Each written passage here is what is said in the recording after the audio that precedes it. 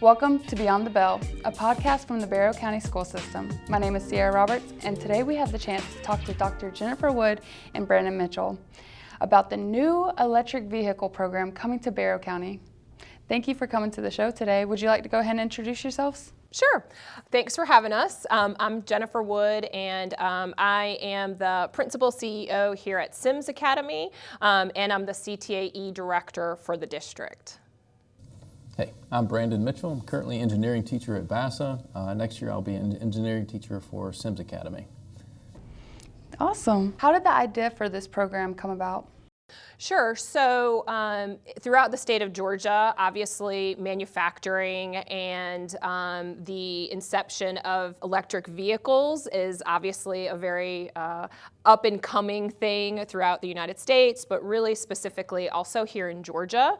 And so often what the Department of Education and the CTAE department at the state level will do is they will partner with programs where they see a need in the state of Georgia, and they'll create grant opportunities. So very early on, I think it was the beginning of the school year, they published that they would be offering a $150,000 grant for starting electric vehicle programs. And I immediately thought of Mr. Mitchell. And so together with Mr. Mitchell, some additional help and support that we had from some team here at BASA, we wrote the grant and submitted that to the state of Georgia, and we really at the time could decide the amount of the grant, and so we decided to write for the whole $150,000 grant, and so then we received notification that we were recipients. We won the grant, and so from there it just starts to go into sort of the planning and the next phases of what we'll need to start the program. That is so exciting. Yeah. So how did you feel first off knowing that you guys got awarded the full amount of the grant? And then secondly, what was the process like of them selecting who gets the grant?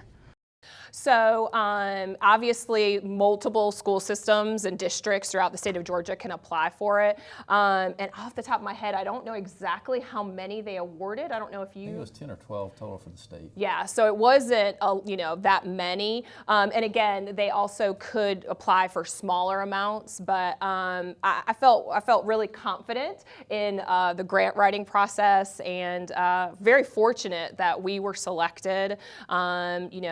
Again, when you write a grant, they're very competitive, and so you hope that you're just, answering all of their questions and putting all the information in there as the best you can, so that you can receive it. I know Brandon's worked in the district for a very long time, as I have, and so it's just great to be able to bring something like this to Barrow County. So that is so exciting. What are some details of the program? What can students expect when they enroll? So the EV Switch Lab is designed to be built by the students from the ground up. And then eventually at the end of the semester they will disassemble the car for the next group of students. But along the way they're not going to just build the car. A lot of the curriculum will be related to the training, related to the electrical systems, braking, steering, and just basic tool usage and safety. Once they get past those, they'll actually start building the car throughout the whole semester. You want some more details about the actual car itself? Yeah. Okay. The car is not your typical electric vehicle kit that goes to a school. This is a full-size car. It can seat up to 4 adults. The 0 to 60 time is a little less than 6 seconds, so they're pretty fast. Top speed about 85 miles an hour. We will hopefully limit that speed with our students on campus here. They won't go that fast. But it's an open frame design so that students can diagnose problems and actually put their hands inside the car without having to remove body panels. But in the classroom, they'll have some non-electrified modules that they'll practice with before they go to the actual car. Once they learn how to do it safely, we check that it's correct, there's no problems, then they can actually go work on the high voltage system that's on the actual car itself. That is awesome. So are the students going to get to also drive these cars whenever? Oh yes. Yes, wow. That's the big draw to it, is that they can actually get to drive it. And were we saying that this is open for all Barrow County? What's the process with that? What students can take this program? Any student that's completed a pathway is eligible. At BASA, it can be basically any of the pathways. They can come over for the one course, or they can take that course paired with the drone class. If it's Appalachia or Winder Barrow students, we recommend that they come from an engineering program. They don't have to, but they need to have completed a pathway or be in the third course, because this class doesn't count towards a pathway per se. It's more of an elective, a fourth level engineering class. So we want to make sure they are going to graduate and complete another pathway first. But when those SIM students comes over from Appalachia or Winder Barrow, they can take the class that way.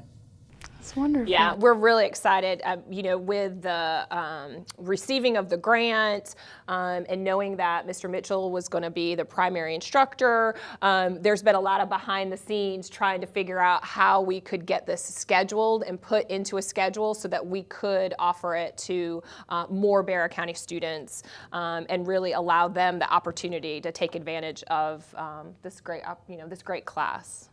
That is wonderful. Yeah.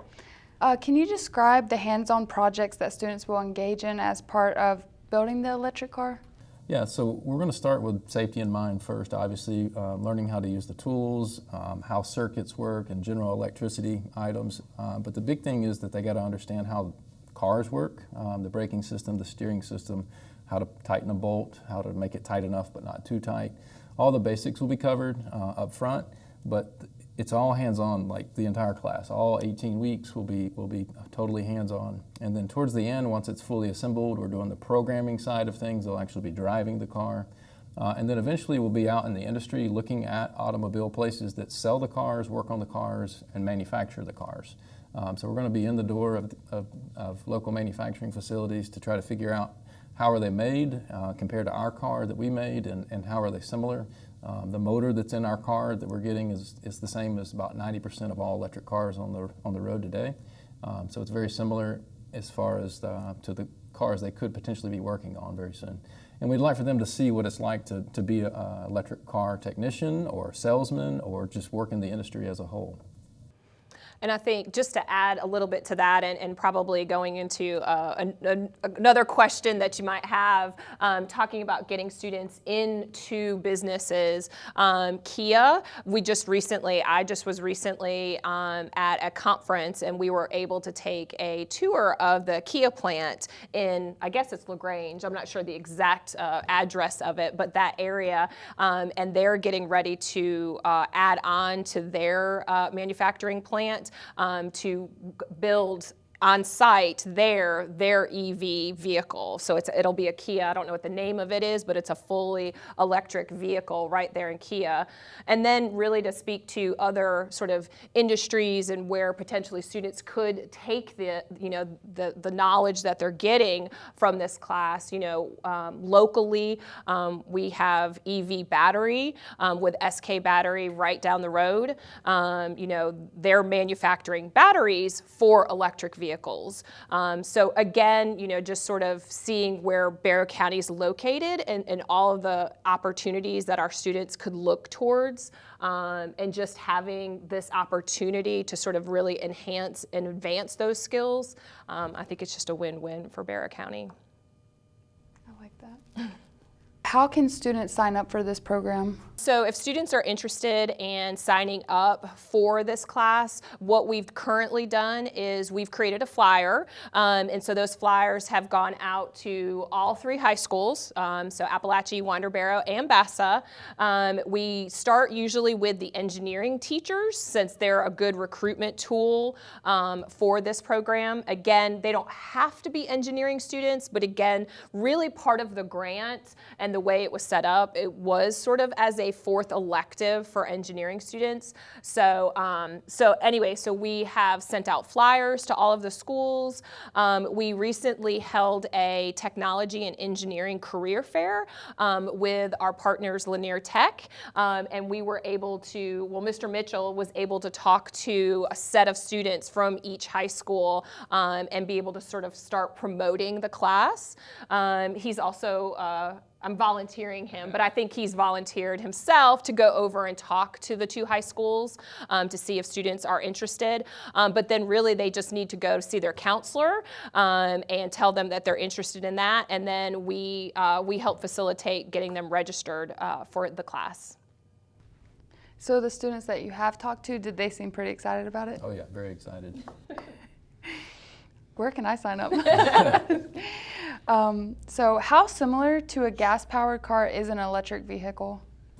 Okay, so with the chassis, the braking system, steering, even the seats and the radios and the lights, everything is exactly the same. Our car is going to look very different than a Toyota Camry just because it's for educational purposes, but in general they're really the same car. The only difference is that there's no internal combustion engine, there's no gas tank, and there's no transmission. Those have been replaced with a motor. An electric motor is the drive source, and of course a battery pack. And the battery pack for our system looks kind of like automotive batteries, just a bunch of them stacked together, and we'll learn how to actually connect them together to make a battery array. But you can convert any any gas car into an electric car. All you have to do is pull out the gas stuff and then put in the electrical stuff. See why he's going to be teaching the class? It's been going on for a long time. It's not really popular to do it anymore because you can buy electric cars now, but you can buy kits. People buy cars that have been wrecked or the motor's blown up, and then you replace the internal combustion engine with electrical stuff. So they're really very, very similar. But with the electrical car manufacturers coming online in Georgia, the real driving force is the EPA standards for selling cars in the United States. You have to meet a certain requirement for miles per gallon, and a certain percentage have to be electric in order for that to happen. And it's continuing to increase. So as far as the job market goes, it's right around the corner. It's happening now. So this is perfect timing to get these kids interested in this. But the cars are very, very similar. What has the preparation for this program look like? So part of the grant, and so when we were writing the grant, we obviously had to find a manufacturer and a company that had sort of these cars or these kits, these vehicles that we could purchase, and we had some great communication and support from our DOE folks, and so part of the grant and part of purchasing these vehicles comes with professional learning. And so Mr. Mitchell will be attending some training this summer to learn all about it, and I don't know if, I'm sure they will probably be putting one together as practice. I don't know if you've learned specifics of what your training will look like. My understanding is we'll fully assemble one and work through the whole curriculum. That's provided with the grant as well. Everything that I need as a teacher to teach the content, but they'll also walk us through each week and a day essentially. But it's a 5-week training course, all day long. Cool. So is it just going to be 5 weeks? Sorry, 5 days. Woo, I was like, Brandon. 5 days. So for the students, is it just going to be one class that all of them collaborate on, or like how many classes are going to be offered for that? So the way we've got it currently set up is that it's going to be one block of class time, and so he's going to teach it in the fall, and then he'll repeat it in the spring. So if students couldn't fit it into their schedule in the fall, they'll be able to have an opportunity to take it in the spring. And so he mentioned, we could probably save that podcast for another day, but he also teaches a drone class, and so we're going to pair them together. And again, that's another class, maybe for another podcast, like I said, where we are allowing students from Appalachia and Winder Barrow to come over and take advantage of that class with him as well. So, but the EV class will be taught third block in the fall and in the spring. Good to know. Yep. What does the future look like for this program? I think it's going to really take off. Again, having worked with Mr. Mitchell for several years now, and again, knowing just his work ethic and his relationships with students, his students love to be in his room. And so I have no doubt we'll probably get on a waiting list at some point.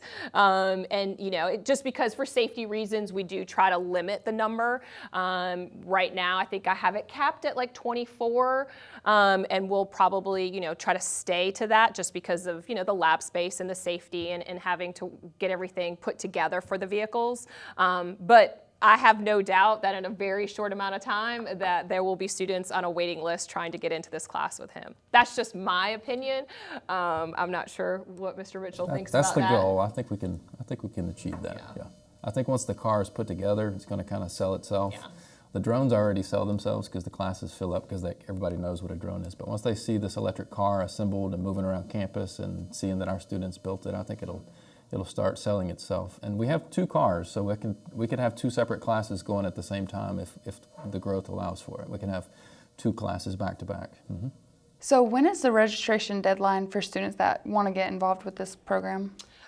Since we have, within the last 2 weeks, right before spring break is when we finally got the approval and the go ahead to sort of make all of these changes. And we've been starting to do the recruiting right before spring break. I would say sooner than later. Again, with us trying to make sure the class gets filled. I think if a student is interested, the sooner they can go see their counselor, and let them know that they're interested in the class and get them on our list, the better.